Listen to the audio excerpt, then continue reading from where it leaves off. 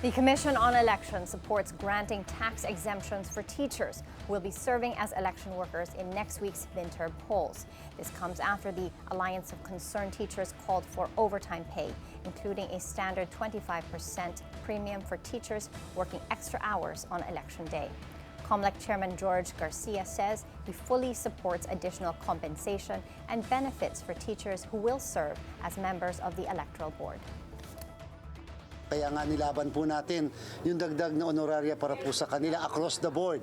Sana nga po mapakinggan ng ating Kongreso muli yung pong panawagan na wag na natin silang i-tax sa kanila pong makikitain sa araw po ng eleksyon. As long as nasa batas naman po yan ay i-implement po natin. Ang problema ay wala pong exemption na pagdating sa batas natin yan. So kinakailangan po talaga na may mapatawan ng buwis. Yung honoraria na yan kasi papasok doon sa pondo ng DepEd na pangsweldo nila. So papasok po siya sa kita nila as employees, as teachers. So talagang papasok siya doon sa bracketing.